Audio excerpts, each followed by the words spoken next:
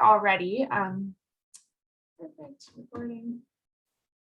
But yeah, today we're going to talk about this effort to kind of understand community priorities for nature's benefits under the umbrella of the Kitsap Natural Resources Asset Management Program. And so we're in this work focused on developing a framework that can help plan for, protect, and recover natural resources in the county. And a really important piece of this is learning from the public about their priorities. And just, because of COVID and the world that we've all been living in, we haven't had many opportunities so far to discuss this work with people outside the project team. And so in conversations with Bob, we thought about this group because of both your deep knowledge of Kitsap County and then also emphasis on kind of education and communicating around environmental issues would be really perfect for kind of providing that input to us about how we should talk to people about this work. So you all have lots of technical and subject matter expertise, but we definitely kind of want you to wear your public hat a little bit today. And during the presentation, if there's anything that's unclear or like terminology we're using that's confusing, feel free to pop it in the chat. And then we'll also spend some time talking about that during our discussion. Great. So as Mindy mentioned, back in the fall of 2018, the Kitsap County Natural Resources Asset Management Program started as a partnership between Washington Environmental Council, the Port Gamble-Slalom Tribe, the Suquamish Tribe, and Kitsap County. So I'm glad to see we have a few county folks on the phone today. And since then, this core group of partners has been working together to develop this framework, research ecosystem services and their functions, develop and apply methods for assessing condition of the natural environment, planning some public engagement, which is kind of what we're getting to now, and then down the line, identifying kind of the suite of management responses once we have this whole thing up and running. And so outside of the core partners, early on, we reached out to stakeholders at the beginning to conduct some one-to-one interviews to help inform and scope the project. So don't know if anyone on the phone today was involved in those, but if you were, thank you. That was before my time. But now we're getting ready to kind of turn to a wider audience and have some broader conversations about the work.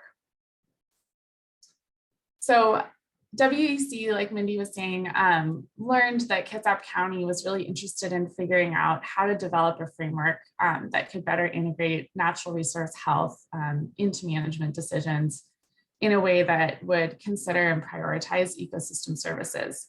So in the project, we're really thinking about these ecosystem services fairly broadly as the benefits that the natural environment provides to people and kind of the health of the place where we live. So, just as a simple example, we have forests along our streams that provide shade and filter water, and this creates healthy salmon habitat, which supports, those salmon populations that are both, an iconic Pacific Northwest species, food for orca and other animals, central to the culture of Coast Salish tribes and their treaty rights. So really kind of taking that big picture view and figuring out how to put that into a management framework. And so working with our project partners, including the Port Gamble-Slalom and Suquamish tribes, we've been kind of working as a project team to build this from the ground up and focusing in this initial phase on specifically 3 natural assets, forests, streams, and shorelines within Kitsap County. And we're really focusing on using existing data that has kind of a reasonable scope that can match the resources of local governments. So not going out and collecting tons of new data, but working with what we've got to build something that can be operational. And so, thinking about why this project's needed, everyone on the phone today, we all, have this shared concern and the science is clear that the ecosystems in the Puget Sound region and around the state are in decline, particularly many of our salmon populations and the marine food web above and below them. And, we've also learned, and this is, a topic that WEC thinks about a lot, that people in Washington really care about clean, reliable water and other natural resources. And we really know that the health of our communities is really tied to the health of our natural environment. We can't have one without the other. So, in our work with the county, we're trying to set goals that can protect and recover natural resources that we all depend on. And then, in this conversation today, thinking about how to bring in that piece of what do community members need, want, what do they want to prioritize. So I'll talk a little bit more about kind of the specific questions that we're getting into now in this phase of the project. So just as the built environment provides benefits like roads that we can travel on, pipes that deliver and process our water, nature is also providing benefits like places to recreate, gather food, drinking water, all of this. And there's a lot of systems in place, and the county public works folks on the call are probably better versed in all of this than I am, but there's many systems we have to assess and set goals for the performance of our built environment. And this is often done through a level of service rating. So we'll think about like what level of service does X aspect of the built environment, say a stormwater facility, provide, and what level of service do we want it to provide in the future. And this framework hasn't really been applied to natural assets. So to illustrate this, city and county managers might set a level of service for a road, do regular inspections, track changes they observe, and this would help with planning, monitoring performance, and planning investments to improve the condition. So just in this simple analogy here, a road with no potholes, no traffic, everything's going well, might have an A level of service. And conversely, you could have a situation where a road was all the way down to a very poor level of service. And this framework can help with setting preferred level of service and directing investments. And similarly, like you can take the same approach here and apply it to natural assets like a river. So here in this example, a river that is clean enough to swim and fish in could have an A level of service. A river that has lots of waste or is dangerous, unhealthy for fish, could have an F level of service.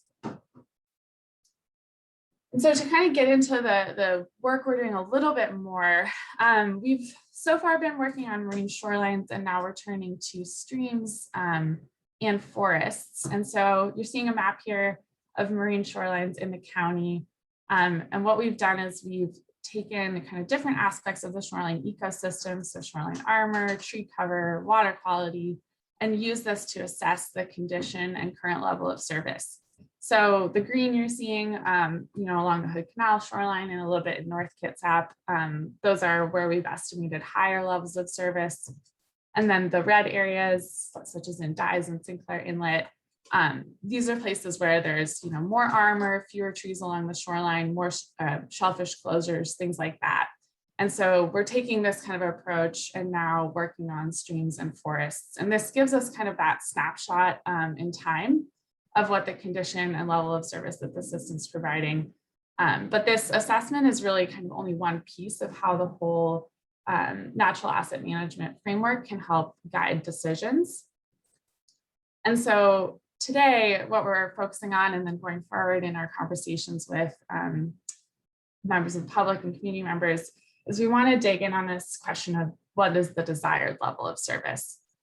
And it could be different for different places, depending on how people think about them, what ecosystem services they provide. So while a river could have an F rating, now what would help kind of set goals and make decisions and prioritize resources is understanding what level of service we want to get that river to and what can we do to get it there. And this can depend on a whole bunch of things, including like what's possible and feasible. And so we want to be able to use that gap between what the snapshot level of service is now and what the desired level of service is to plan and guide decisions. And we want that desired level of service to reflect input from folks across the county. So, just to illustrate this a little bit more, the top row here of, armor shoreline, a stream with a culvert, and then a forest that's maybe mostly a blackberry patch. these are things that could reduce the level of service that a natural asset's providing. And we could do all sorts of different actions to improve the condition and level of service. And we want to, help collect and to kind of get down to that second row of photos. And maybe we want places, there are places that we want to kind of be at that A rating, which those pictures hopefully illustrate a little bit, or somewhere in between. And so we want to get that input from community members, not necessarily maybe the specifics of what to remove and where, but really just where there's a gap and kind of what do we want to do about it. So that kind of brings me to the end of my very, very rapid overview of this program and what we're kind of hoping to do with it. And so I guess first I wanted to take, maybe we could take 5 or 10 minutes just for Q&A if anyone has questions about the program in general or anything that I just presented. And then wanted to have kind of one open-ended discussion about how to share information with and engage community members about the concept of desired level of service. And then if we have time, we have a quick kind of Jamboard virtual exercise to brainstorm some more specifics around groups to talk to, how to talk to them, and things like that. So I think with that, I will actually just stop sharing my screen and open the floor to anyone who's got questions or if folks want to chat about anything that we just talked about. I see Diane. I have a couple. One was, so you're not on that map you showed where you had rated the levels. You're not including Bainbridge Island in this? We are, and maybe it's not in that map. Okay. I'll have to go back and look.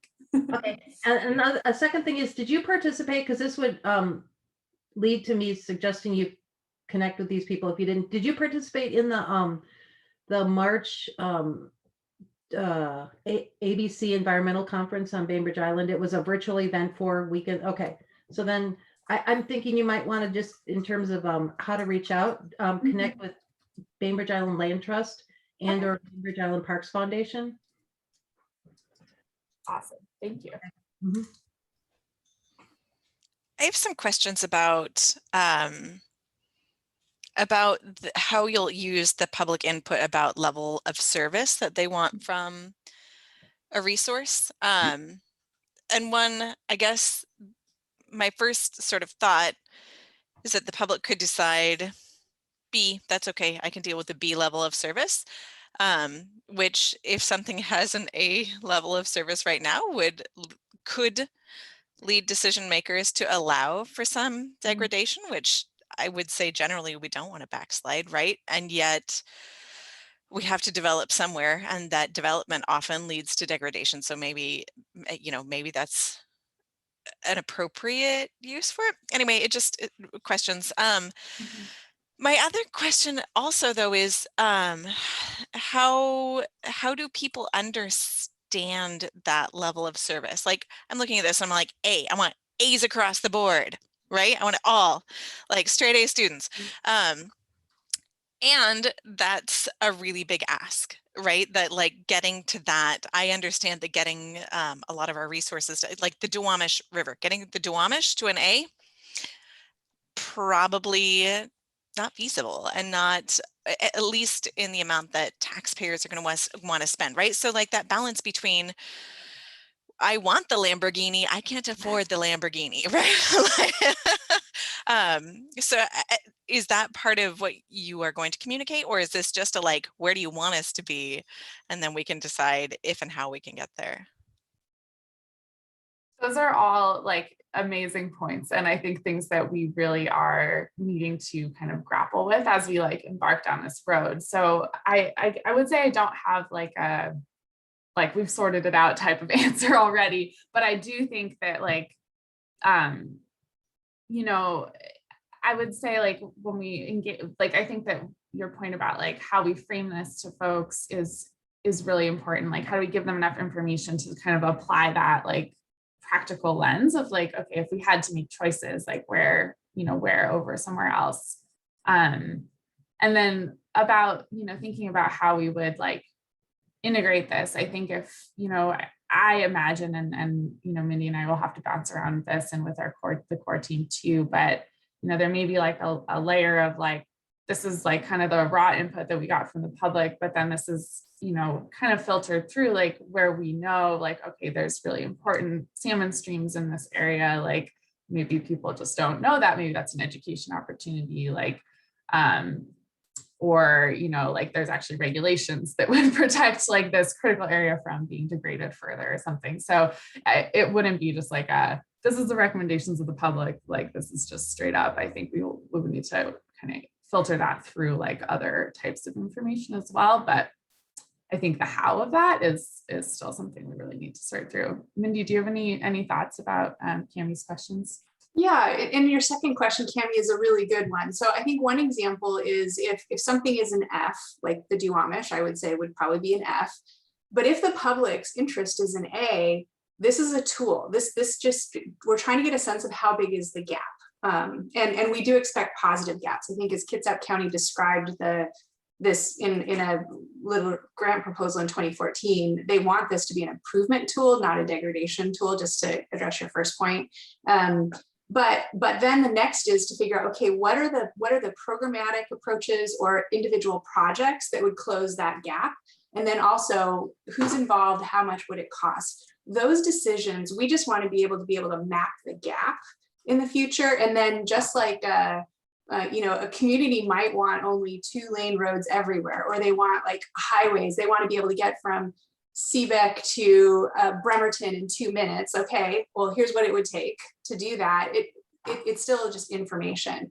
At that point, it's just giving the county a sense of like, well, what are the patterns they see on that, and then programmatically, how would they address things like that? But what we're trying to get from the public is, while yes, we might prefer AA everywhere. And if that is where the public is, okay, then there's a decision. Okay, do you focus on the areas that only need that much improvement? Do you focus on these areas? And how much does it cost? So all of it is meant to be tools for decision making by the county. I'm sorry, I'm going to have to ask one more clarifying question. You guys have referred to the county and working with the county. I work for the county. And I'm going to have to admit, I have not heard boo about this internally. So I wonder if when you say the county, are you working with the Department of Community Development? Yes, Okay. yep, and yeah, and DCD has briefed the county commissioners and groups like that as well. What we do find, particularly in the time of COVID, if you are not within DCD, how do you find out about this? And that's where we do know that there's other folks in the county who do know about it, but we're not clear who has been pulled in and what their roles might be. So to the extent you identify some roles that, or where within the county you are, could have good information, we would love to be able to knit you together with that. Which sometimes you're the last one to hear, right? And this is not unique to Kitsap County, believe me. But yes, and that's where we do feel like, coming to a group like you all, you've got really unique information. And I think some structural questions within the county for sure. But that's also what we're trying to broach here is how do we get input from people who have expert information or approaches, those sorts of things. And that's part of what we're asking you all to provide. Not that, and you all hopefully will work with us on workshops to figure out, okay, what is your preferred level of service? Then, but you can also help us kind of shape how we talk about that with the public, because we don't want to go out and say, what's your preferred level of service? Because that just doesn't make any sense to normal humans. So that's also what you all are our focus group, by the way. You're the first people that we've talked to outside of those directly involved. So when we use jargon, that's some of the feedback we'd love to hear from you. Like, that does not make any sense at all. And here's some other thing to think about. So that's where truly it's just getting your initial feedback on that. Yeah, John. I've got a question. It's a little bit of maybe a follow-up from what Cammie was saying, and that is how you make use of all this information. And I think what I'm hearing is a classic example of what happens when you divide things up into categories and give them grades. Then you're left with this question, okay, now what do I do with it and how do I evaluate things? And it seems like one way of dealing with that is to put it into a model where you can simulate different results from different possibilities. You know, if we do this, what'll happen? If we improve this, if we improve the stream, how will it affect the forest and the deer and the fish and the, you know, what's the impact of the sewage systems on that, and how everything is all related is not reflected in this dividing things up into categories. So is there a plan to take it in that direction? And it seems like that would be a really great way to give people a way to ask questions of your data and get some kind of an answer. Yeah, I would say at the moment we're living in the land of like conceptual models. So we're, you know, in the guts of getting to that like traffic light, very simplified map that we showed. You know, we heard kind of initial feedback on what ecosystem services are a priority from some interviews and a workshop, and then kind of took a deep dive into the literature to think about like, okay, well, what are kind of measurable attributes that provide information about the condition of the shoreline that provides these ecosystem services.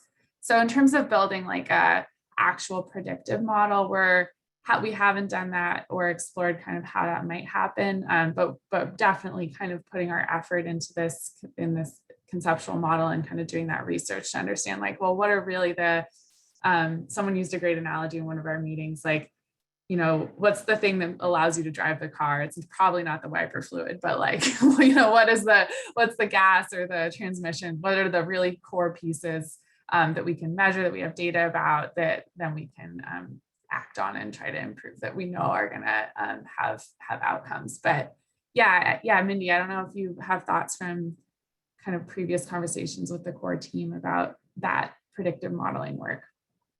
Yeah, and having come from the world of modeling and partial differential equations and describing remarkably complex relationships, I don't think this is the moment to do that, because I think we intuitively understand those relationships, and we're looking for pragmatic approaches that the county is going to use. So in other words, they have a sense of when we talk about the conditions of roadways, for example, arterials versus 2-lane highways or 2-lane rural roads versus a cul-de-sac. And I think that there are ways to get feedback in terms of what makes sense. And that does include how those roadways connect with everything else around it in terms of expectation. What we're getting at is there could be different expectations for different areas. And so how do we go about that? But I do think that I think that would devolve into complexity in ways that frankly are not pragmatic. And what we heard from the county from day one is this has to be a pragmatic tool that they can use in their planning processes. So while I absolutely love modeling, and I can't tell you how much I love partial differential equations, that's where we wanted to take a different approach here. We've done that in the past, frankly. In Kitsap County, there was the Alternative Futures projects for the Chico Creek watershed that I worked on maybe 20 years ago now. And I think, Bob, you might have been involved at that point as well. We've certainly gone down that path, but at this point, I think it's the pragmatic approach that the county can actually use and make sure that it's helpful. I have a quick question, just in terms of the jurisdictions such as Bainbridge Island and Port Orchard. They're of course managing lands and natural resources. How are they involved in this project or not? Do you want me to talk about that, Charlotte? Because I think this was before you were engaged. So in 2020, we held a workshop, and I do know that we had folks from Bainbridge Island as part of that, and I don't remember, we may have had someone from Port Orchard as well. One thing that was interesting when we started this project is it is focused on county decision making and where there are different authorities within, say, Port Orchard. We had a fundamental question, how would they want to be involved? And I think the idea there was to make things overall consistent and to provide their feedback, but ultimately they're the decision makers within those particular boundaries. So our focus is on Kitsap County as a whole. And that said, I think early on in 2019, we also interviewed a number of folks, including like Great Peninsula Conservancy, Kitsap PUD, for example, to get input. And I recall Bainbridge Island, and that's where I'm just not sure about Port Orchard. And Bremerton is in there as well. But it's a different decision-making body, and they have different tools that are not necessarily knitted together with the county's tools. In their master program, GIS program is called Cartograph, and they each have their separate systems that they use for that.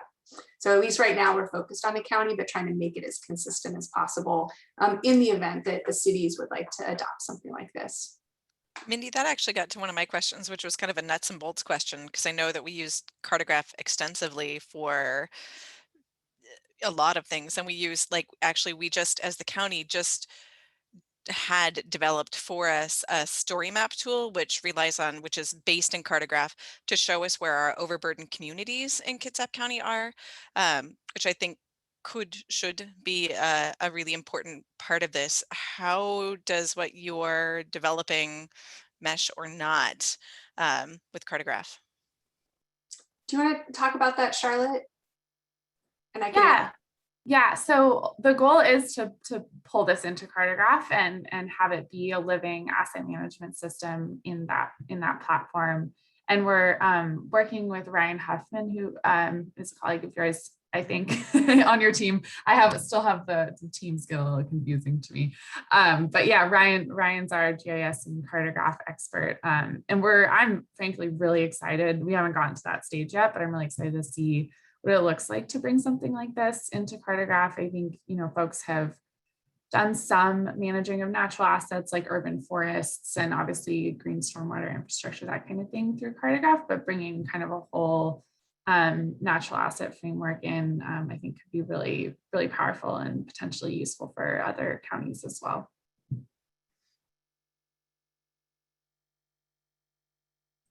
Yeah, Sierra. I think this sounds like an incredible opportunity for communities to get engaged, and I'm very impressed by the priorities.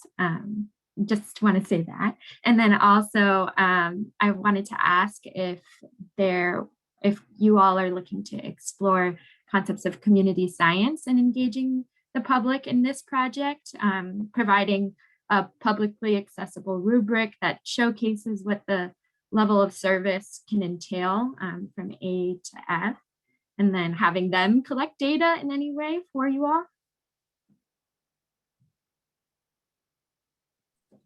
We hadn't thought of that exactly, and I'd love to talk more about that. I think that could be a cool, I think, as we get more into this question of how to do it, I think there's lots of ideas about, how could we structure a survey or focus groups or something more interactive. And so I feel like that falls into the category of something more interactive, and it would be cool to talk more about that. And if you have expertise in that area, I think we could greatly benefit from that conversation.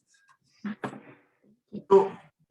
Yeah, that's great. And that's maybe a good segue, because I want to make sure in this conversation you get what you all need from us.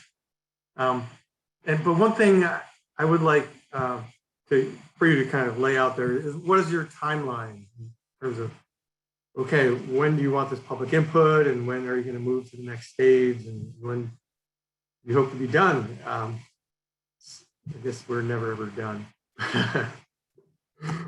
So there's that. And also I wanted to point out that this looks like a great tool for us. Like, we will learn from this process, I'm sure, and it'll help our programs.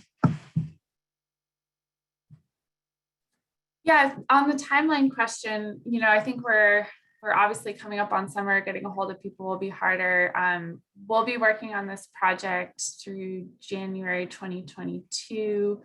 Kitsap will be working on it for even longer. So I think we'll COVID was obviously a challenge. We kind of had to take a step back from this whole piece, but I think we'll do what we can over the summer and fall, and then and even into winter. And then if we have kind of things that we didn't get to, I think we'll be documenting that and, having recommendations or suggestions for how to do more. Because yeah, it will never end. I think that's the beauty of this project, is meant to kind of to live on, and hopefully there could be, further opportunities in years down the line for community members to provide input. And I think that's where adaptive management is the key. We have a ridiculously complex flow chart for decision making and process, and then a giant circle that loops back into the beginning. And just know that, the county's internal processes, like Cartograph, for example, and the systems mapped in Cartograph, they're never done, but they go through maybe an annual cycle or a biannual cycle or a 5-year cycle for updates. That is what we anticipate. And the first round through will not be perfect. Nothing is ever perfect. And in that, we're going to learn a lot and then bring it back into adaptive management. And that's where it will be up to the county to figure out, is this going to be something that's updated, say, on a 2-year basis? It's meant to inform things like capital facilities planning, which usually is targeted at gray infrastructure, but can we do a natural capital facilities plan? And those are some of the ideas that the county is exploring. And again, we're not going to close that gap between actual and preferred immediately everywhere. And there's always going to be a prioritization. And that, I think, getting back to Cammie's point about, it will be a balance on what you can do. And then over time, the goal is to close gaps everywhere. But at least at this point, we will work to build the first system. And that's where we personally, as an organization, we want to make sure all the communities and multiple communities within Kitsap are represented. And Cammie, you mentioned vulnerable communities. That's actually a targeted question we had for you. And I don't know, Charlotte, if you wanted to cue that part up, but that's of deep interest to us. Yeah, I think this could be a good opportunity to kind of transition. So I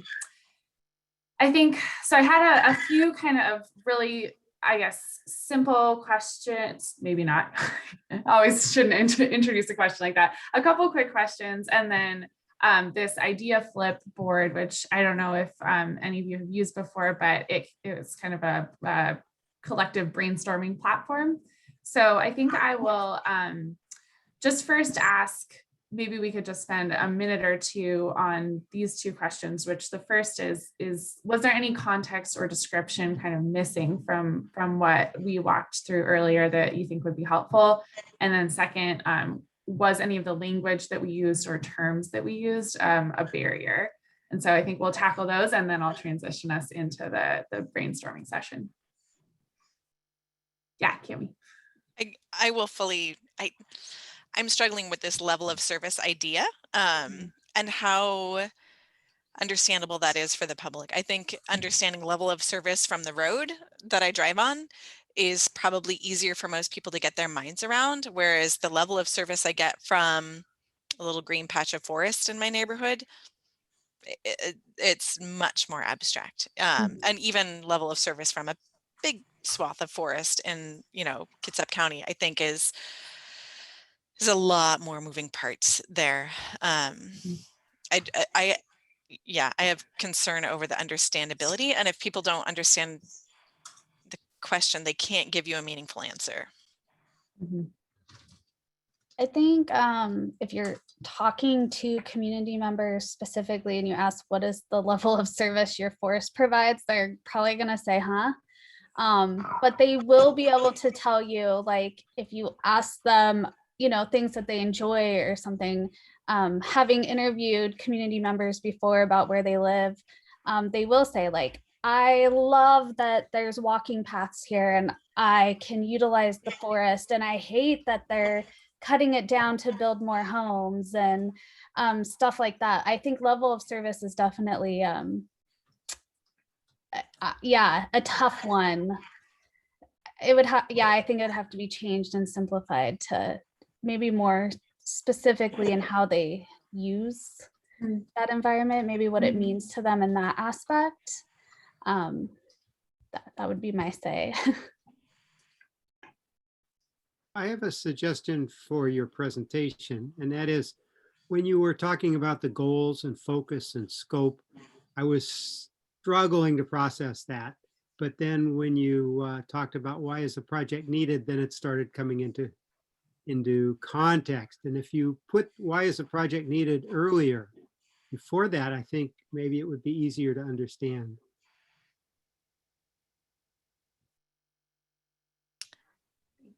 There was some work done by the Puget Sound Partnership, and I apologize, I'm totally going to blank on the researcher's name, but they had hired a woman to do a pretty deep dive in kind of the like social value or the cultural kind of community value to our open spaces throughout Puget Sound. Can anybody remember who that was that did that? Yeah, that was Kelly Biedenwig. Yes. Okay. Yeah. Okay. You guys got it. Okay. That's all.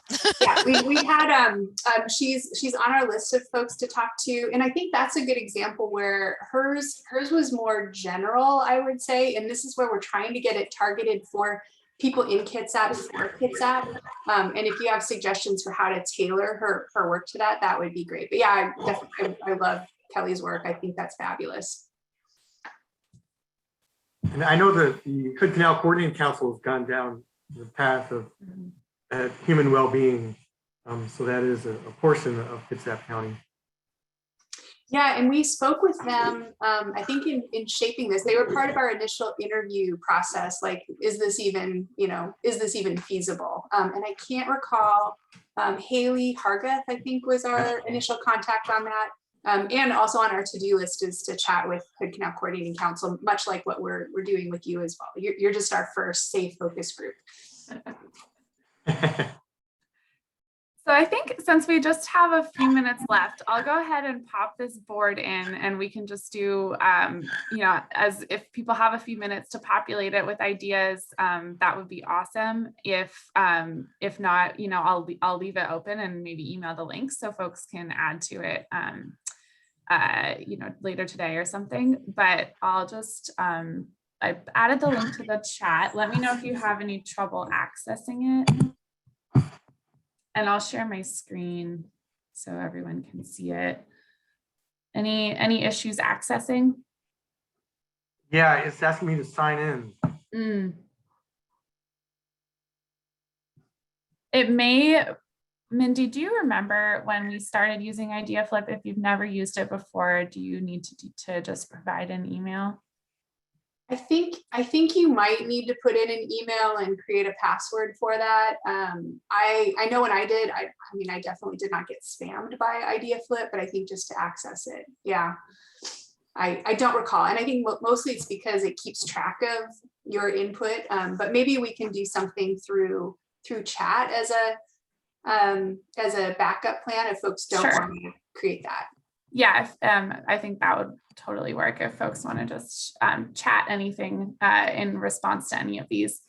So if you are in the Idea Flip, you can click on any of these stickies and edit them. And so like I'll put the Keep group here as an answer to this question of who should we connect with about this project? And then you can just drag it into the question box. And then over here on the side, there's more stickies and other things to help populate this. But basically, if you have input on any of these questions, that would be great. Don't feel like you need to tackle all four. And I know we're nearly out of time. Amy, is it okay if we just go a couple minutes over? Okay, I'm getting a thumbs up. I know you guys have a break, so we won't take too much time. But questions we were curious about, who should we connect with about this project? Groups, organizations, even individuals, key contacts. Are there any virtual or in-person events that are upcoming that we should consider attending? So I think that, that Bainbridge Island event that was in March was a great example of something that could have been on our radar. Maybe there are things like that coming up. And then how should we gather input on community priorities, recognizing this is a huge question. So I put some examples in there, and if you like any of those or dislike any of those, you can drag these stickers down. So maybe you're like, people hate phone interviews, don't do that. And there are more stickers down here. And then finally getting at this question of how can we engage people whose voices could be left out? So thinking about overburdened communities, thinking about diverse communities, thinking about folks that a very generalized engagement process could miss, because we really do want to make sure that we're hearing from lots of voices and voices that might get left out. So maybe we could we could run it 5 minutes over and just tackle this board. And if you don't want to create an account, sorry about that, feel free to just chat to the group or to me, and I can type stuff in. And then I will leave this open for a couple of days. So if you have any brilliant ideas later on. It looks like the guest limit for your board has been reached. Oh dear. Yeah. And Charlotte, Too. Charlotte, I went ahead and typed the questions into the chat. If folks want to just, you can read them on there, but any feedback you have on any of those 4 questions, we'll just keep track of that in the chat. And apologies for not checking the guest limit. I didn't see that. Thanks for, now I know. And I just wanted to offer, I think I can tentatively offer to share our Overburdened Communities tool with you guys. It's all public information. We suspect maybe like one bug. So I want to put the tiny caveat on that, but I would really like to be able to share that with you guys if we can.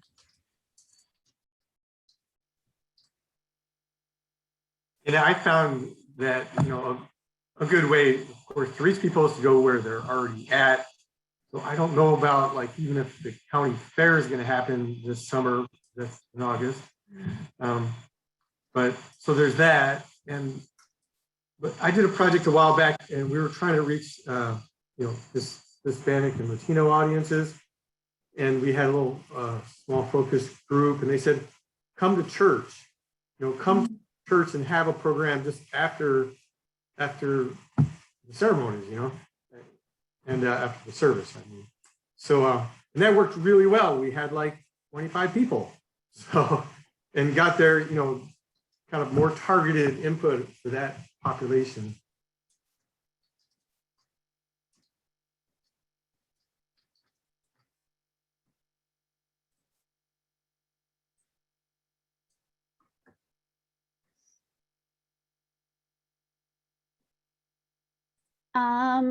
We hold a big Kitsap salmon tours every year. That could be an interesting one to have a booth at and talk to people. When does that happen? Yeah, I've been involved in that through the Mountaineers Foundation. Are we going to do in-person events this year? Or? We're still deciding. Okay. But if we do, that would be a really good opportunity. Lovely. And oh, sorry, Bob, go for it. Well, another strategy that we're using a lot more now is next door neighbor, those and getting things out. And I would suggest putting out a survey with some kind of, okay, answer the survey and you might get a prize, or you get $1 coffee certificate or something to get people to respond to your survey. And I think that way you get like kind of a spectrum of people, because it's not really environmental people coming to this next door neighbor thing. It's just who's ever interested in what's going on around them. I would agree with that, Bob, and maybe add that if you're going to go down the survey path, that it would be worth recruiting feedback from people who are not the highly interested few. Because I have a feeling that, like there's some, in every community, there are those really outspoken people, right? And so making sure that you get a good cross section.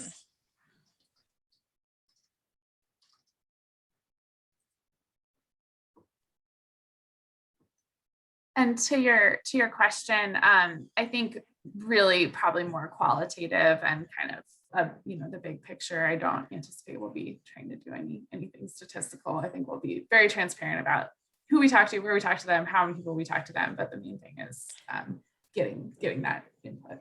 I think in all of this, one of the things that I would suggest is to be really like crystal clear from the get-go about how people's input will be used. I like you don't want to overpromise or have people assume how their input is going to be used, and then have that like, well, we told the county we didn't want this bit of forest to go away and we really loved it, and they, you know, allowed it to be developed. So communicating that clearly is to everybody's benefit. Mhm. You know, I'm wondering if in the end we'll have a public facing tool. Like I saw that great map and showing current level of service, so to speak. Will you have, like for the long term, it would be great to have a tool where people can go look at and see how their streams are doing, and then have a mechanism to provide input to DCD or decision makers like, oh, this is, you know, I'd really love to see something happen here because this is not acceptable to me, or whatever, you know, some way to carry the project on forward, a method for communication. Yeah, I saw the other day actually like a story map for the Port Gamble Heritage Park that had like an embedded survey, and I was like, oh, that's interesting. I wonder if something, but like I think your idea about, you know, going beyond just the input gathering and having that input captured and communicated in a way that people can, you know, revisit in the future. I really like that.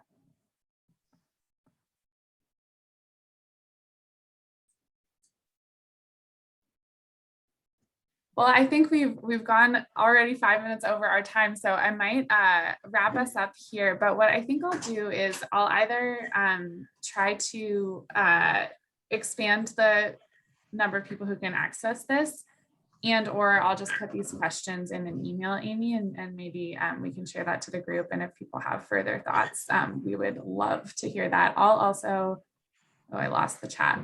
Put my email in the chat if I can find it again. Uh-oh, I think I'll stop sharing for now. There we go. There's the chat.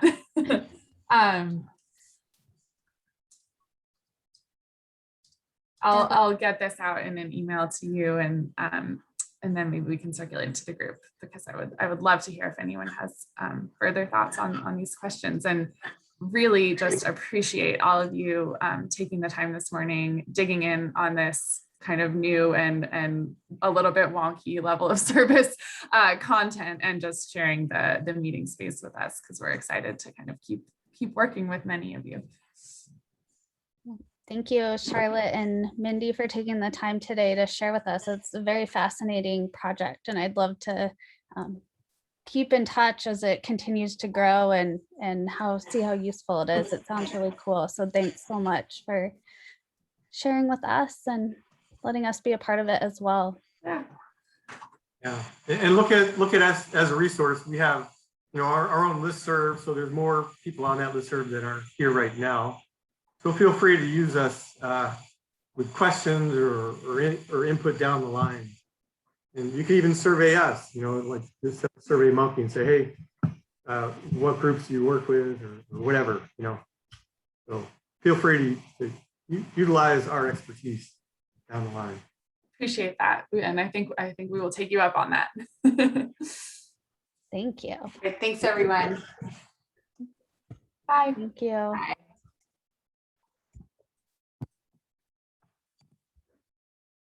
All right. Do you all want to have a quick break or just move on with the rest of the meeting? Quick break. Quick break. Okay, so quick break. So come back at 10:14 and then we'll get through the rest. All right.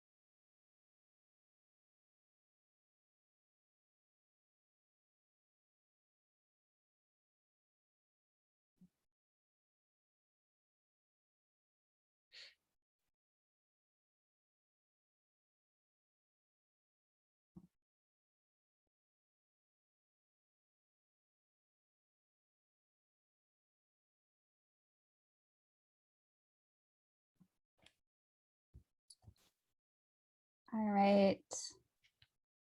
We have a few seconds left till 10:14. Looks like everybody's getting back on. So next on the agenda is talking about the KEEP website and Facebook updates. And I'm going to hand that over to Claire for that part. Yeah, just basically the update for that is I spent some time getting into our Gmail. The Keep has a Gmail, and we have some logins for the Weebly page. And from what it looks like, it's not going to be too difficult to make any of the changes that were suggested. We recorded today's meeting. We'll hopefully find a way to get that up and posted. We'll have our Zoom link available on one of those contact pages, so folks who are interested in learning about what we do can log in to that Zoom, as opposed to the old, I think it's a WebEx that it's sending people towards from 2017. I got a couple of responses back. I think Clear Creek Trail has some updates for their info, and Diane sent over an email, so I'll get the logos updated for a couple of you guys who've sent stuff over. If there's anybody else who's taken a moment to click around and see if your organization is listed in any capacity and see if the links that are available to your organization are up to date, that would be probably of most use. I can probably toggle around and figure out which ones work still, but it's nice to know that I'm, if you can confirm with me where you'd like those sent now. And we have 2 additional AmeriCorps members who have started with GPC the last week, one of which is really a communication development communications person. And so he spent some time on the website in the last couple days, and is kind of game to start toggling around and making some of those changes by our next meeting in August. So working our way up and getting it all set up to go for the new decade. Yeah, Diane. Claire, when we got the email from Amy to send you the links, new links and stuff like that, what did it mean by member contacts? Because I didn't see that on the website. Yeah, it might be a thing that we would want to list if we have kind of an updated list of the folks who are regularly involved. I don't know who manages the listserv actually, and maybe Amy or Pat knows that. Do you manage it, Amy? Jeff Adams manages the listserv. That's who I send all the updates to Jeff, but I was like, maybe I just figured one way to do things and he's just been very nice about it, or if he really is in charge of it. Yeah, if we could get an updated list of the different organizations who are actively involved, it helps people have a reference. Yeah, I don't necessarily need an email contact. I don't remember specifically what it got asked, but we have a little, if there's any other information that I'm needing from folks, I'll just shoot a follow-up email. You did mention the need for photos. Yeah, there's some Paul Dohrn's in about every other photo on the Keep website, which is great. It's very photogenic, and it's probably because John Williams took all those photos of Paul Dohrn.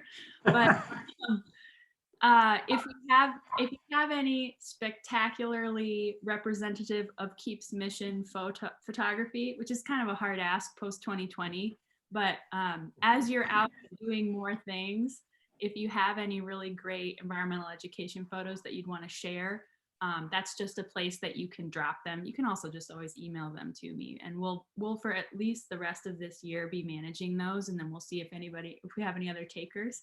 But yeah, just getting it spruced up and having some 2019 or 2021 photos represented, as opposed to, I think a lot of them are 2017, 2018. So yeah, no dramatic call for anything, but if you have any, you're sitting on any good ones, feel free to share them.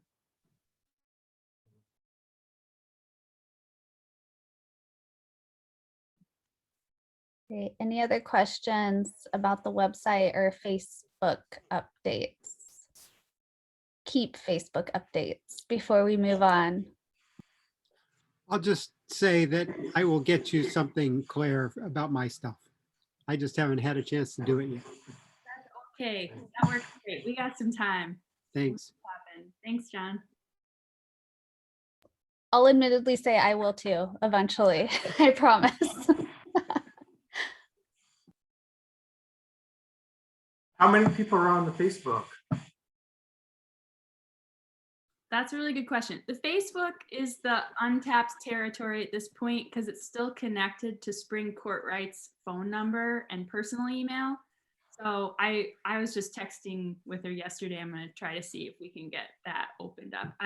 We've cracked the Gmail, we cracked the Weebly.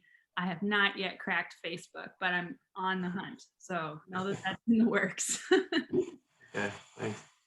Claire, I'm trying to look for the Keep website on Facebook right now, and I can't find it. Or the page, sorry, wrong lingo. Well, I'll send it to you later after this meeting, or I'll put it in the chat while we're talking. Okay. Cool.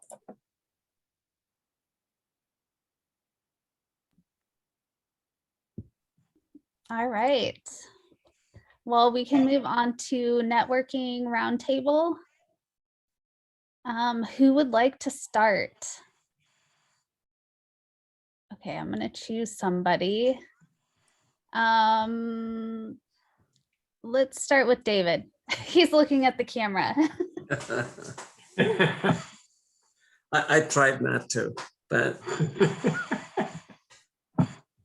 well, I am still involved with some community outreach, Zoom but since all this COVID and vaccination is coming to term, I was asked to give a presentations to older adults in Hansville.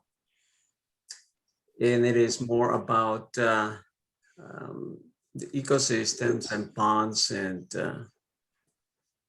in the Back Lake area. I also give some classes in high school, but it's not as much as it used to be before this COVID.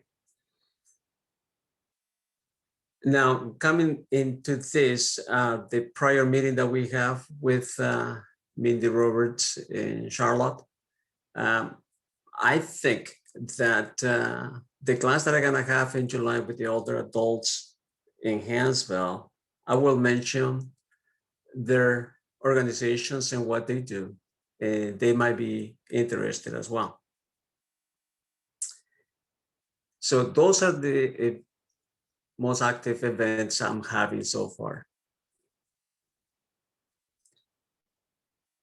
And also, Claire, it just happened that a friend of my daughter's was here a week ago, and he felt, oh gosh, what is the name of this bird? Is well, I cannot remember the name of the bird, but it has make a residence in my place. So he took a video. Oh, an owl. But he said a name of a type of an owl. But I send it to you. It's pretty cool. That's awesome. Yeah, and my son and I also, we walk around the property and we saw the owl looking at us from the tree as well. So that's pretty cool. It'll be the first Keep Facebook post of 2021 when we get it up there. So thank you. Okay, I'll send it to you. Thank you, Claire. Yeah.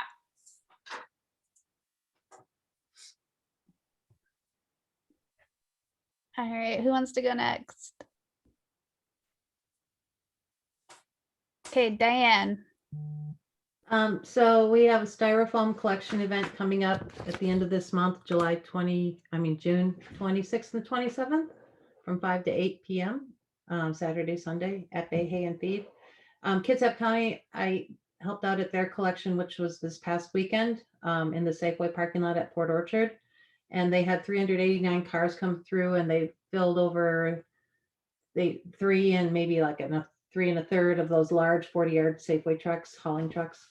And those will be, the styrofoam will go back to Safeway's facility in Auburn and be chopped up, melted down, and sold in 40-pound blocks to be recycled into like crown molding and stuff like that. And that's what'll happen with ours too. Safeway is helping with our event too, in terms of hauling back to their facility. And then we're going to start a cart tagging project. So when people put out their recycling, plastic bags, if you put recyclables in plastic bags, it'll just be taken off the sorting line when it gets to the sorting facility and thrown in the trash because they don't have time to open the bags and get the recyclables out. So just to educate people not to put their recyclables in plastic bags, we're going to tag actually maybe probably all the carts in the neighborhood. Kitsap Solid Waste is printing out the tags for us, and on one side it'll say keep out plastic bags, and then on the other side it'll say what to put in recycling, just to remind everybody the basics that go in recycling. So we'll be starting that pretty soon. That's all. Diane, did you say that your styrofoam event already happened or it's coming up? I missed the very first sentence. It's coming up at the Saturday, June 26th and 27th. June 26th and 27th. Yeah, it's on the north end of the island, so easy access for North Kitsap. At Safeway. Okay. Thank No, you. actually, no, it's at Bay Hay and Feed. Okay. Got it. Taking notes today.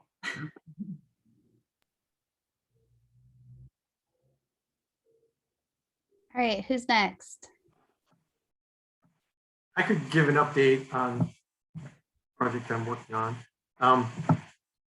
So we have some funding through the Department of Ecology to develop tools and resources related to better managing stormwater runoff, like in rural residential properties, and I guess rural properties in general.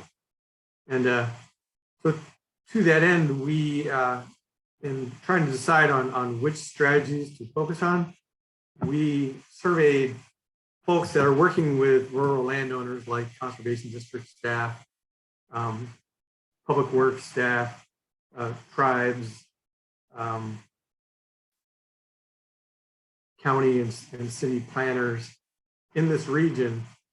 So we sent out like 225 individual emails to folks working with landowners to see what tools and strategies do they feel like we need better information on.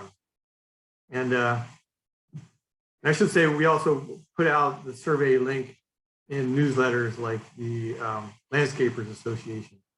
And we did send it out to landscapers and contractors. So out of that pool of people, we did get 69 responses, which we felt was a healthy response rate.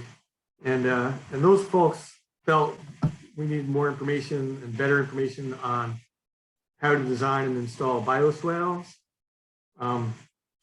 gravel-based trench infiltration systems like French drains and curtain drains, and then level spreading systems.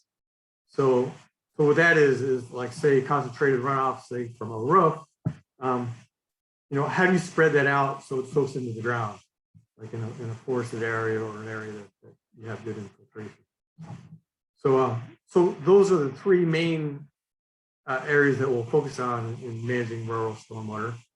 We're kind of developing a white paper that'll have, you know, a lot of the strategies, but we'll focus on these three. But beyond the white paper, we're developing a website, and on the website, we're going to hang some fact sheets on these specific topics that go more in depth and have good graphics and are user friendly.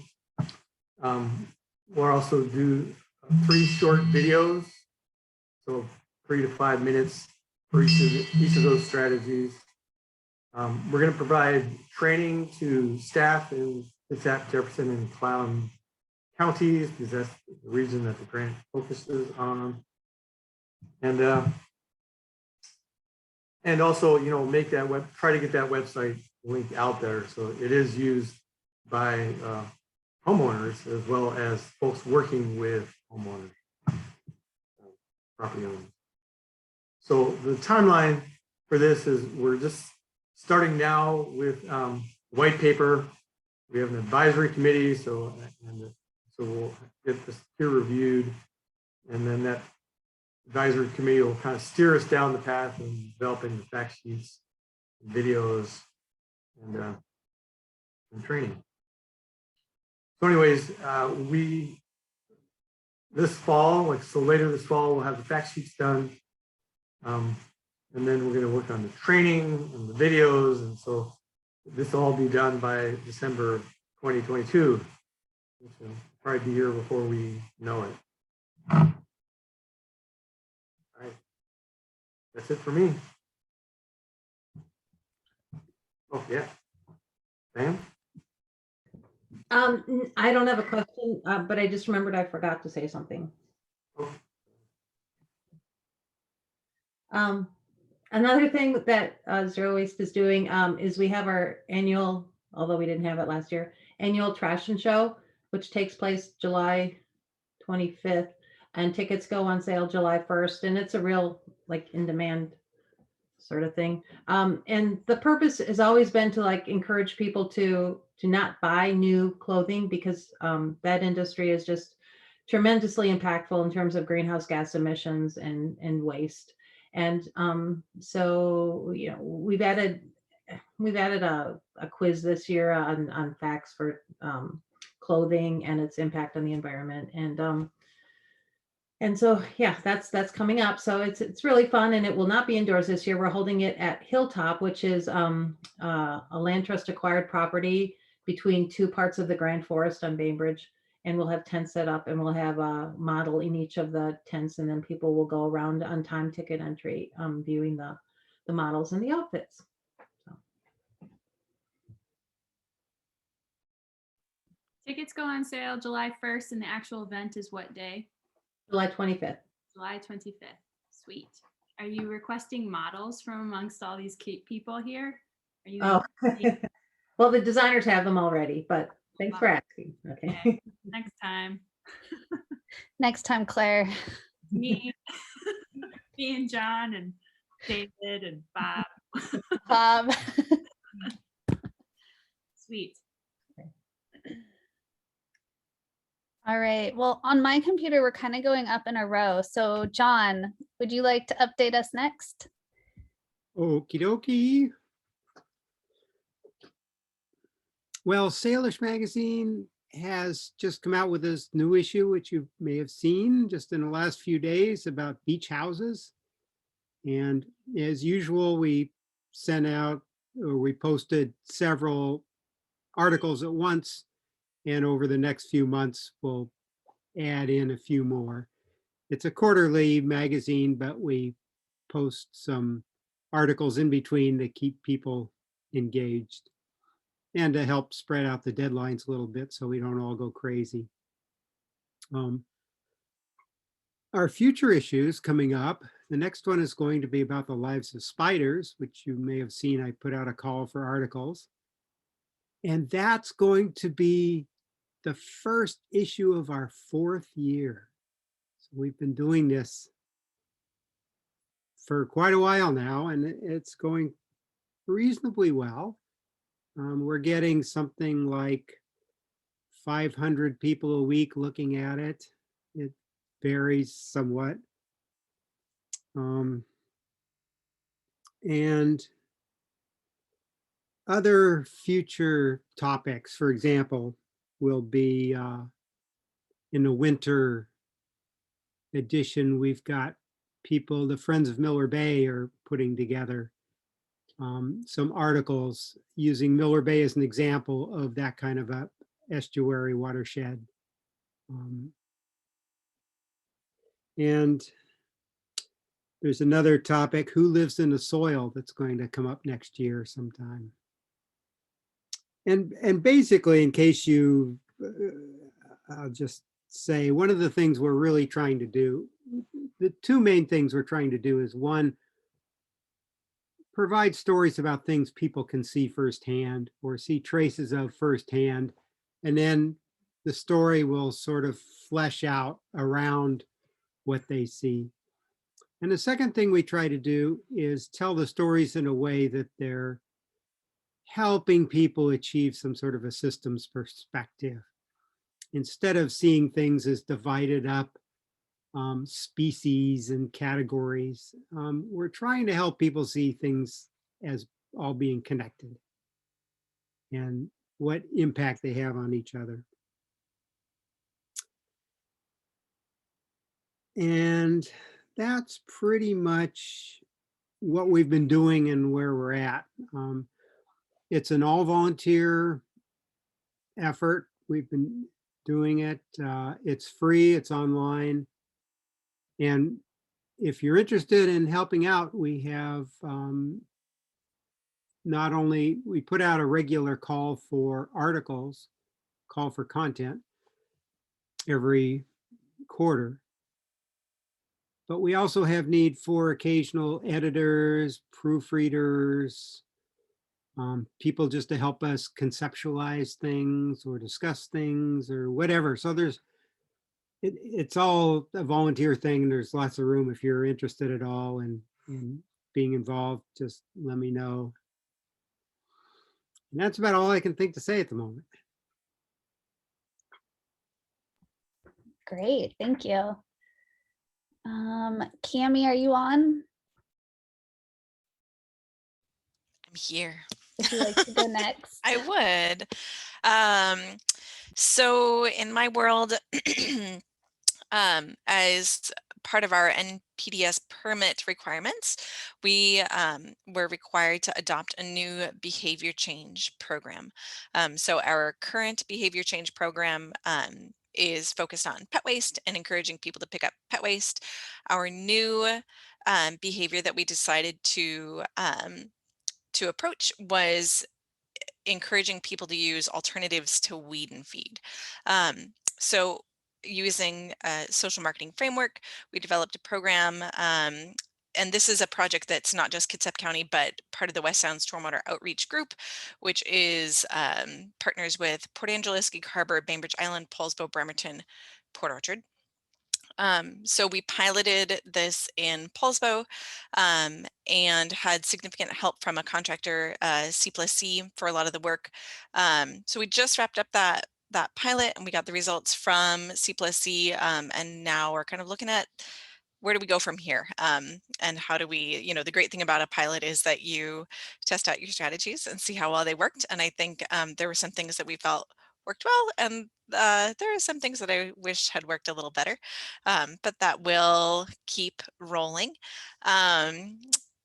We are going to be doing another storm drain art project. So we've done one in Keyport and we've done one in Manchester that some of you guys may have seen. Our next one will be at the Kitsap County Fairgrounds. So we're really excited. We feel like that's a good high traffic place for people to see that. The call for artists has gone out and has already closed. And Kim Plager, my colleague, will be working with, she has a group that will be selecting the winning artists for them. We're really excited to this time have been able to solicit outside artists. So last year when we did it, because of COVID, we couldn't solicit those artists from the community. So we were really fortunate to have two amazing artists on staff who did the designs, but we're excited to be able to open that out to the public again. We've got septic workshops that we're in the process of planning. So thanks to my Clean Water Kitsap partners that are on this call that are also part of that planning. And I'm pretty excited because usually we've done a pretty traditional workshop for those where people come, they sit down for an hour and a half or 2 hours in an auditorium and they listen to an amazing presentation from public health and from some of the other partners here. But because of COVID this time, we're going to pilot a webinar, and we've been really good at getting kind of one demographic in for those traditional workshops. So I'm really excited to see if we can reach new audiences with the webinar. I think that's the biggest highlights from my world. Thank you. Cami, quick question. What is the alternative for weed and feed? So we decided this was, if I'm honest, a really challenging campaign to develop because the behavior was kind of a no behavior, like please don't do this. And that's really hard to devise a campaign that says don't. So what we decided is that we would encourage people to use organic or natural fertilizer if they were going to fertilize. I see. So there were a number of elements that were part of the campaign. We offered people a coupon to get a discount on organic, and it happened to be an organic product that we could offer the coupon on, but like all of our messaging said organic or natural. We had a series of workshops that were held by master gardeners that were kind of natural yard care, and included some content about why weed and feed was bad and how to get away from it and alternatives to weed and feed. Yeah. Okay. Thanks, Cami. I should note that our results were kind of skewed, of course, because we had to do everything virtually, and we had planned to have master gardeners at garden centers, and with a booth, but of course that didn't happen. So so COVID kind of foiled some of what we were trying to figure out, and now we're mapping out where do we go from here with this information. But we did learn a lot, I think, and we had really some good messaging developed. Agreed. Yeah, there were definitely some successes, but like, for example, we only had 18 people take advantage of the coupon, and it was like, okay, that I would like to have seen much more than that. All right, Sierra. Well, we just had this event that reunited some teachers from across the Bremerton School District to get the word out about land labs, which I'm sure Claire and Michaela talked about last meeting. And then I attended a meeting a while back, it feels like in February. And so I'm just, helping to get land labs underway. And it's kind of all the updates I have. But Michaela and Claire can probably take things away from here. I have to go meet Mary Earl out at Clear Creek Trail. So thank you again, everyone, for this meeting, and I'll see you at the next one. Thank you, Sierra. Bye. Bye. All right, Claire and Michaela.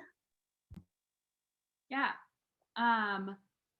GPC, the context for, I think, land labs is we have been bringing on some AmeriCorps Vista, very smart, capable humans to join GPC's kind of growing education team, and thinking about that from a real sustainable perspective.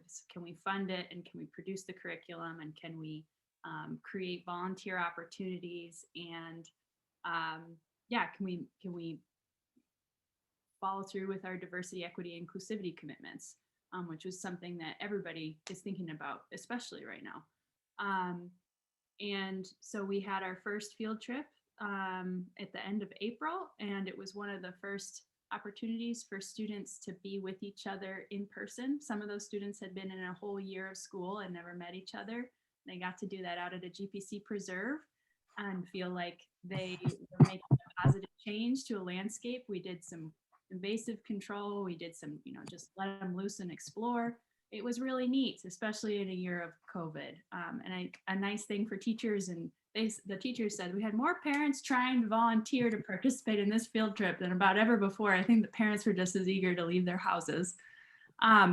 So what we're trying to do now is we're thinking about how we're going to build some field trips for the fall. We're thinking about how we're going to, in the same vein that other folks are piloting things, it's like, can we try some things in a small way and see what works and see if we can build from there. We just started with we have Sierra and Janessa, who are our two AmeriCorps Vista who started in February, who you met. And then we have two additional folks who just started last week. So it's really busy at the GPC office, and everybody's out with Mary Earl today prepping for United Way Day of Curing, which is next fall for Clear Creek Trail. If you have any interest in volunteering, I know Mary would be more than happy to have some boardwalk and gravel helpers.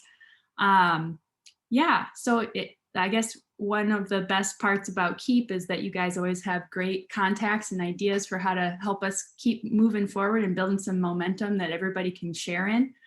So if anybody has any thoughts in the future and wants to reach out about, connecting some students at the middle school level with some of our locally shared outdoor places, just give me or Michaela, shoot us an email. Yeah, that's kind of my big update. Michaela, you got anything to add to that, or anything volunteer stewardship wise that you want to just put a quick plug in for, maybe at Klingel and stuff? Yeah, definitely. Hi, everyone. So yeah, if you have any Facebook page or social media and you want to share the event that we have coming up, it's posted on our Facebook page, it's posted on our Instagram, it's going out in our newsletter today, and it's on our website. We're ridding Scotch Broom. We're getting rid of Scotch Broom from our Klingel and Beards Cove sites, which is just like our Klingel Brian Beard Wetlands Wildlife Refuge. But we're clearing, basically we're trying to clear the whole area of Scotch Broom in order to plant in December or January. We're going to be putting thousands of plants in to restore this site, and we're actually working with a professor from Western Washington University to look at or to look more in depth at the seed stock that we're getting, the seedlings that we're getting, in order to meet the demands of a changing climate. So we're doing assisted migration. So we'll be getting our seed stock from like Oregon or Northern California even, to prepare for a warmer and drier climate future. So there's a lot of opportunity to learn and engage with the work and with what we're doing. So yeah, if you could share that, that would be fantastic, because we do need volunteers, and we need people on the ground helping out. As far as Land Labs goes, that is a Land Lab site. So so there's like a really cool connection there with the stewardship work that needs to be done, and then the connections it has to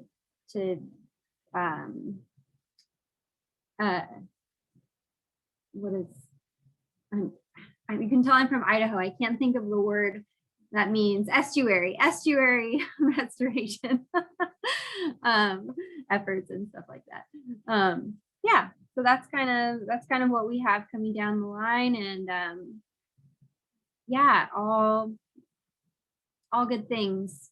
As far as Land Labs goes, I'm helping to kind of define our philosophy of education, like what specifically we want, like experience we want students to have, and a big part of that is understanding our community and our audience that we're serving, and so also like something that is that Hannah will be working on, and that Sierra is working on, and that I'm thinking about is like, who can we reach out to and involve with GPC and with Land Labs who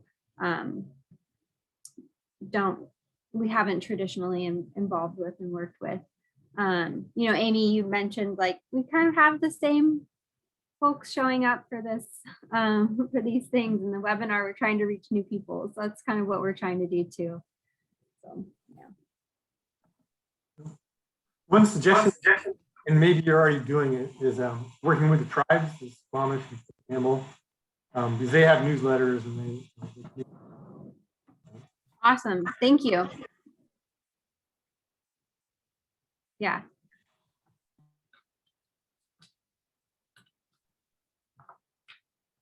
All right. Any other suggestions for Michaela before we move on? Okay, yeah, I'm kind of in the same boat. So obviously, I think we're all trying to reach out to other people, and this is where what Cami was talking about, I always forget the name, the overburdened communities map is something that I think we'll probably start looking into a lot more as we do more advertising for our programs and whatnot. So I guess it's mine and Addie's turn. So I'll kind of start and then let Addie finish us off. WSU water stewardship programs right now, we just finished the beach naturalist program, but with that comes We normally go out and do beach explorations with the public. And this year, after talking with our beach naturalists, our leads, they are not super comfortable working with the public. So we're kind of changing things up this year. And because of COVID, we've had 2 years of beach naturalist cohorts that have not had any hands-on experience or field trips or getting out. So we're taking the time this year to, our leads are going to provide explorations just for our naturalists that have not had those opportunities. And we're going to work on kind of that camaraderie and knowledge and comfort and how to talk to the public and, you know, working together and building those naturalist teams to be, you know, stronger teams and more of them so that everybody's more comfortable being out. And next year, I just feel like our beach explorations will just be that much better. We'll have more leads out there. There's more beaches. There's leads that want to take on different beaches. So we're hoping that this time we'll be able to build up our naturalist program to just improve it, make it better. But because we are required to reach out to the public, and that's such an important part, is we're doing kind of an online campaign and posters, which is interesting. We're piloting it. And I'll let Addie go into that in just a moment. So that'll be really fun. And we're also starting to work with salmon tours. So I know a lot of you are normally in those meetings. So you'll be getting an email here soon. I've been trying to reach out to a couple of people about sites that may or may not be a part of salmon tours this year before I start inundating everybody with meetings and doodles and whatnot. So that'll be coming out, and we're hoping to do that in person. Salmon docents will be held normal this year. As last year we did the webinars, this year it'll be held normal. I don't know if it's going to be virtual with outdoor field trips or if we'll be in a classroom, but we will have salmon docents this year. And then septic sense planning. And now I'll let Addie go on to all the great work that she's been doing with this kind of online campaign of reaching our community for beach naturalist explorations. Yeah, so to go along with the explorations, we're going to do questions like Amy mentioned at the beach. And so we're basically going to put out flyers to a bunch of different beaches around Kitsap and potentially Jefferson. And they're just going to have a QR code or a link where people can send in photos or ask questions about anything that is on the beach, kind of like doing a beach exploration where you go out and ask a bunch of questions, but it will just direct it to us. And then we'll basically take all of those questions, put them in a file, and allow our beach naturalists to go through them and answer questions if they want to do that. And then also kind of bring in people like Jeff Adams to help us answer some of those more like tough questions as well. And then we'll be running that on our Facebook and kind of posting answers to a lot of common questions and things like that.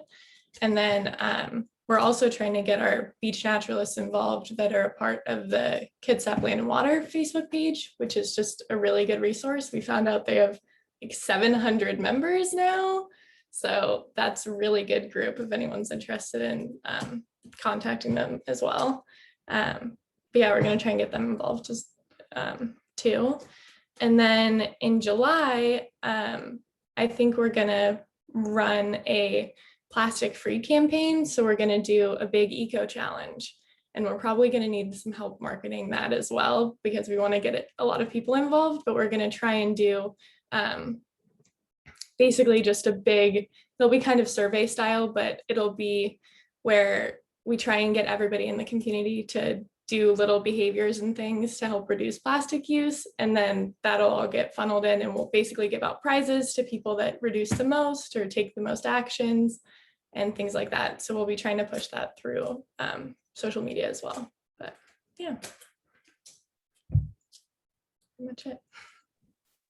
If anybody has links that they are wanting to share in these notes that go out to everybody through the listserv, if you have an upcoming event, or Addie, if you have the link to how you're going to be sharing the online beach naturalist question answer sort of opportunity, and you want to post that, then I can include it and people can have that click opportunity as part of the notes, which would be great. Perfect. All right, did everybody have a chance to speak? Oh, I've John. got a question, sort of. This is a little blue sky-ish, but it's kind of based on what Addie was talking about a little bit, and Claire, and on some of the conversations I've had with stewards of the heritage parks and whatnot. There are so many educational opportunities in nature. And in some places they put up signs like at Clear Creek, for example, you'll see interpretive signs explaining this and that. And I've been wondering what it would take and just how practical it would be, instead of putting up physical signs, to make them GPS triggers, so that you could have an app that would get triggered on your phone when you go by a certain place. And then when you look at it, there's the interpretive information right there. John, we talked about that so some of those signs like out at Clear Creek are some are from the Clear Creek Task Force. And I think in cooperation with GPC, it's not quite clear to me. I know some are public works ones and some are not. But we have been talking about trying to make more of our interpretive content more interactive or kind of phone based. As I recall, it was Michelle Purdue, my colleague Michelle Purdue, who had done the research into those initially. She's now moved several steps up the ladder within Public Works. My recollection at the time is that they were cost prohibitive for us.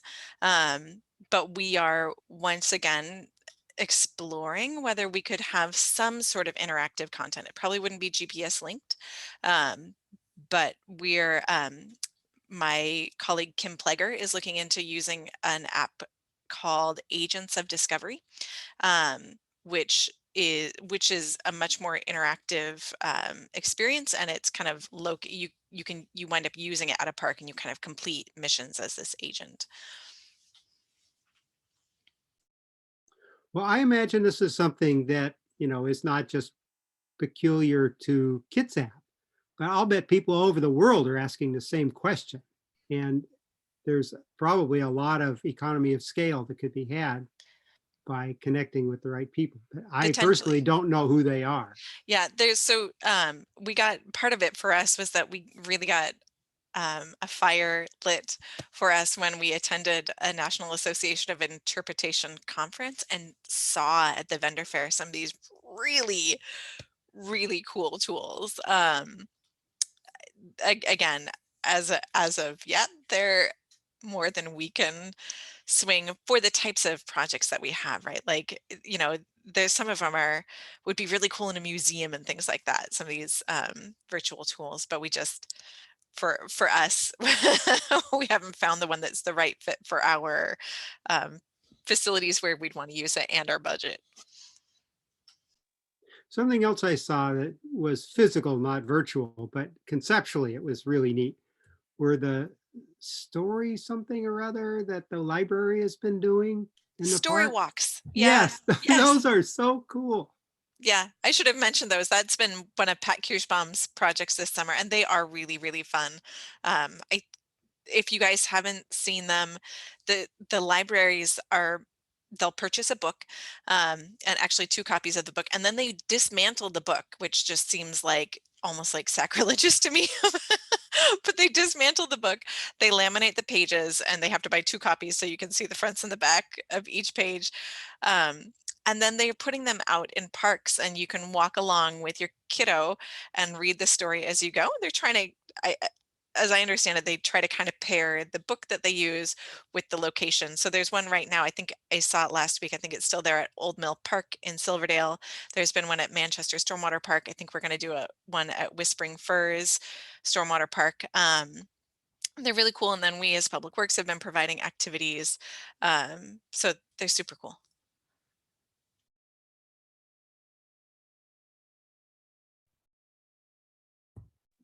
Cami, what do you mean by then you provide activities? Can you give an example of that?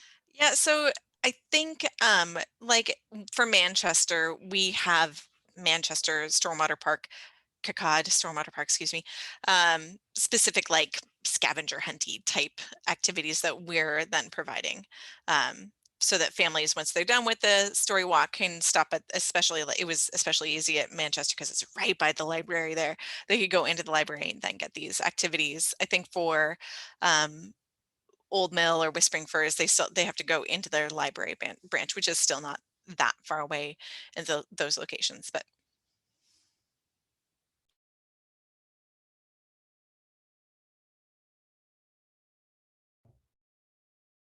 All right, any other questions or comments? Okay, is this, do we have one more agenda item after this, Amy, or no? just confirming the next meeting date. Okay, because that was going to be my my question was, I'm coordinating the next meeting. And if anybody has an idea for a speaker, I volunteered myself, but I feel like, I don't know, there's probably somebody you guys want to hear from more than me.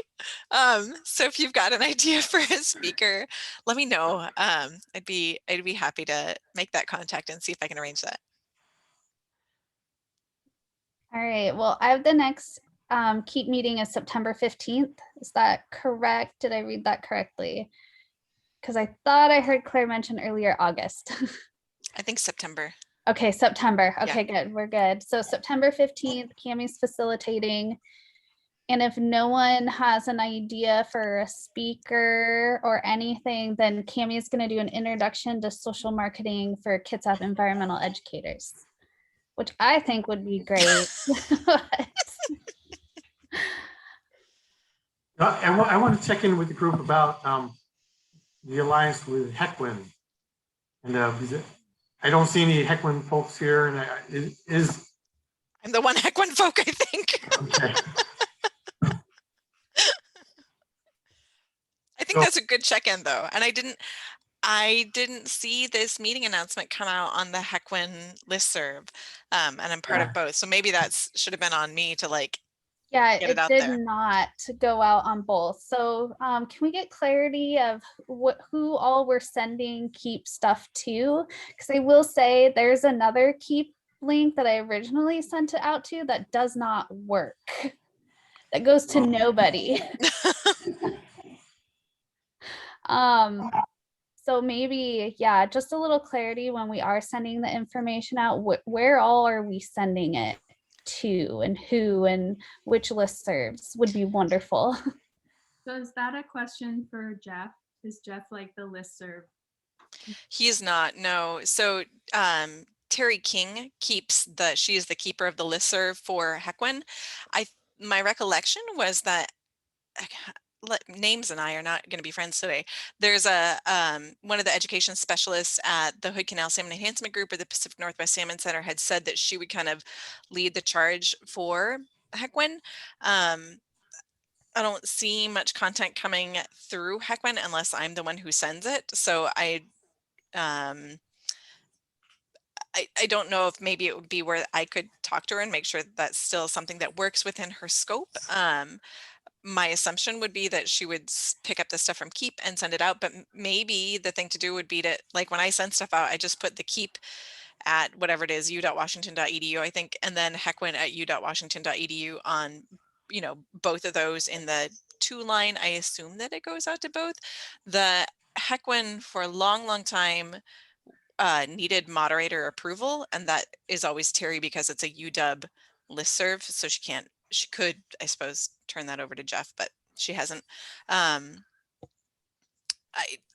question whether that needs to be a moderated listserv at this point, but it is what it is. Yeah.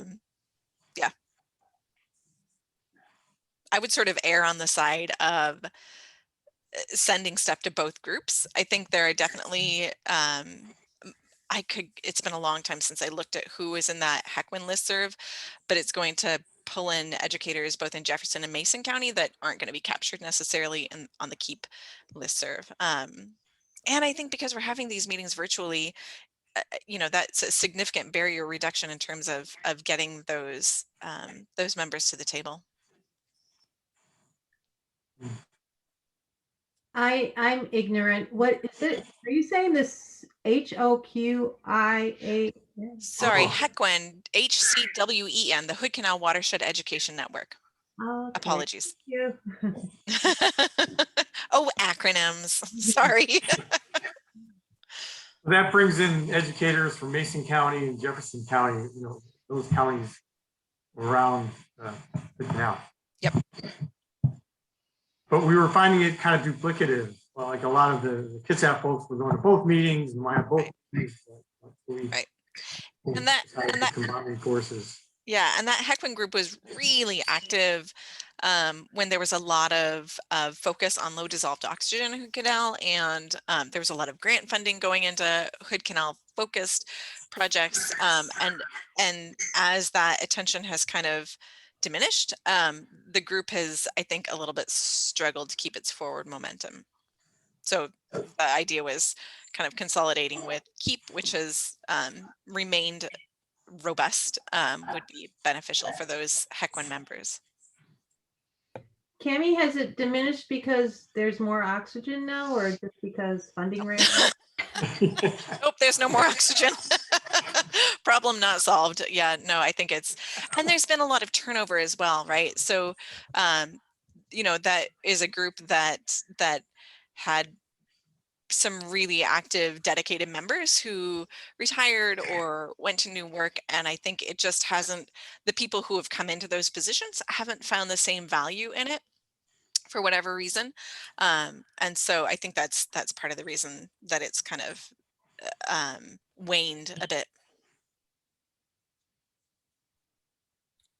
Bob, I got a question for you. You mentioned that you are part of the landscape associations, correct? The what? You are part of the landscape association?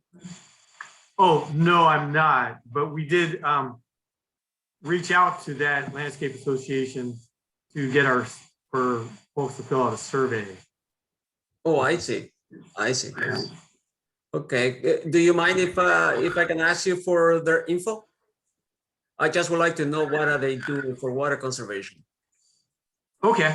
Yeah, I'll send you some information about them. Yeah, now that we have a email- lot of drought in the half of the country, part of the south of the country, right? Yeah. Can you put your email in the chat and then I can get right out of that? Yeah. Yeah. Great. Thanks, Bob. Yeah, be glad to. And are we still doing the meetings via Zoom? Or are we gonna do that in person after June 30th? Or what are the thoughts on that? That's a really good question.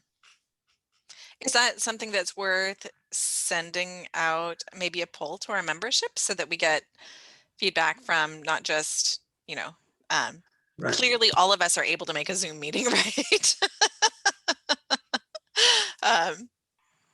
But we hear from others. Right. Right. I fully confess, I would look forward to being able to meet in person someday, but there's been some really nice reductions in travel and things like that that have come with Zoom meetings. So there's. Yes. Yes. Yeah, I could even see us doing like alternating or something. I think that would be really a great idea. Yeah, I was gonna echo Bob that it could just be dependent on what we were doing. Like if it's a field trip keep event, we could meet in person. If it's a speaker who wants to Zoom, it could just all be Zoom. Yeah, I like Clara's events. Like she goes and she meets with people and do this nice walk through the wild. And on our side, we're still restricted a little bit for that, but we're looking forward. I mean, at least I'm looking forward to do that, but I don't know how you guys feel. I'm definitely looking forward to walking around and looking at stuff Yeah. with people around me that I kind of know.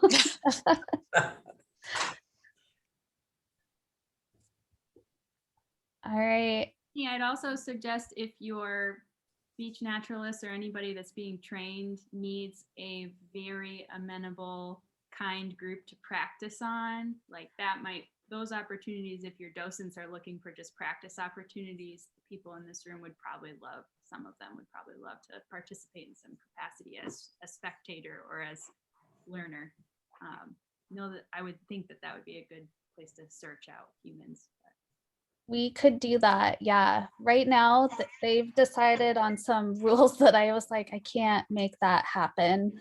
Like, so that's why we went to, like, I can enforce WSU regulations, but I can't enforce WSU regulations on a public beach for what you guys want to do. So, yeah. But I could definitely enforce WSU regulations on you all if you want to hang out with one of our beach naturalists.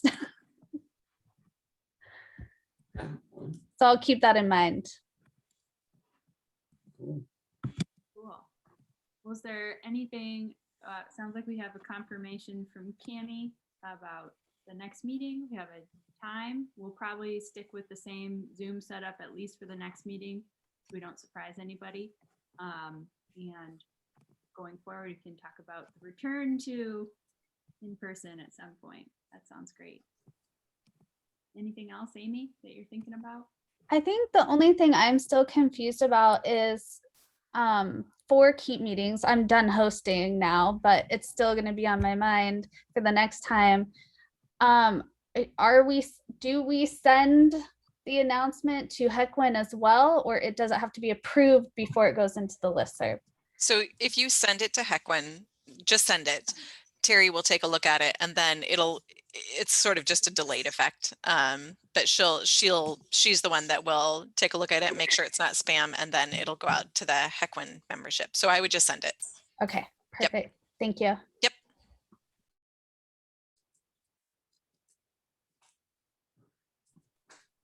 All right. Any closing comments before we head out?